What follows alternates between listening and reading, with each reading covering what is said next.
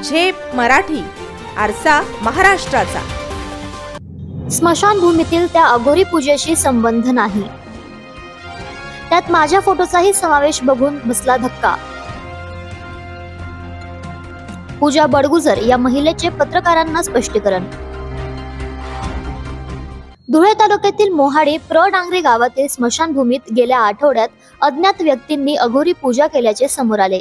कापलेले बोकड, लिंबू, कोंबड्या, दारूची बाटली आणि अर्धवट जळालेल्या अवस्थेत काही व्यक्तींचे फोटो तेथे आढळून आले।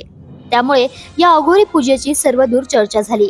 याच संदर्भात मनोहर बडगुजर या व्यक्तीने समोर येऊन आपली पत्नी व सासरच्या मंडळींनी हे कृत्य केले असल्याची तक्रार दाखल केली।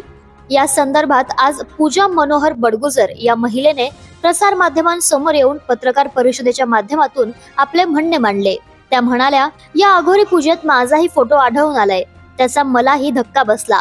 कुठल्याही तपासाविना किंवा शहानिशा न करता विनाकारण माझ्या व माझ्या परिवाराबद्दल गैरसमज पसरवले जात आहेत। कुणीतरी तिसरी व्यक्ती असा प्रयत्न करून कुटुंब तोडण्याचा प्रयत्न करीत असावी अशी शक्यताही त्यांनी व्यक्त केली। पूजा बडगुजर यांनी या संदर्भात सांगितले, जे डांगरी गावामध्ये जे प्रकरण जादूटोणाचं घडलं आहे त्याच्यात इनडायरेक्टली माझ्या परिवाराने माझा उल्लेख केलेला आहे की मी हे घडून आणलेलं आहे त्यांच्या विरोधात। हालाकी माझा फोटो पण तिथे सापडला आहे, म्हणजे हा चुकीचा आरोप हे लोक माझ्यावर करत आहे।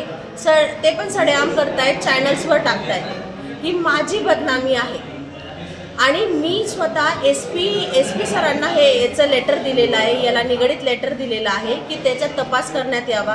अंधश्रद्धा कमिटी जी आहे ते पण याच्यावर तपास करत आहे। मी पोलीस स्टेशनला पण जाऊन आलेली आहे, सोनगीर पोलीस स्टेशनला, जिथे माझ्या परिवाराने अज्ञात व्यक्तींबद्दल गुन्हा नोंदला, पण त्याचे पर्सनल आमचे नाव टाकले संशयितांमध्ये। तर मी प्रेसच्या माध्यमातून हे सांगू इच्छिते की या प्रकरणात माझा कोणताही संबंध नाही।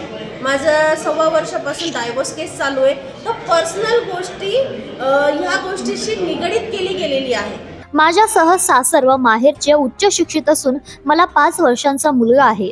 आमच्यात घटस्फोटाचा न्यायालयीन वाद सुरू असल्याने डिसेंबर 2023 पासून मी माहेरी राहते। न्याय हक्कासाठी कौटुंबिक हिंसाचार विरोधात न्यायालयात अधिकृतपणे लढत असताना असे अघोरी कृत्य आपण करणार नाही असेही त्या म्हणाल्या। यावेळी पत्रकार परिषदेत त्यांच्यासोबत त्यांचा भाऊ सागर बडगुजर, आकाश बडगुजर, अमित बडगुजर आणि कुटुंबीय उपस्थित होते। अशाच वेगळ्या आणि ताज्या बातम्यांसाठी पाहत रहा झेप मराठी, आरसा महाराष्ट्राचा। संपादक प्राध्यापक अनिल चव्हाण, धुळे।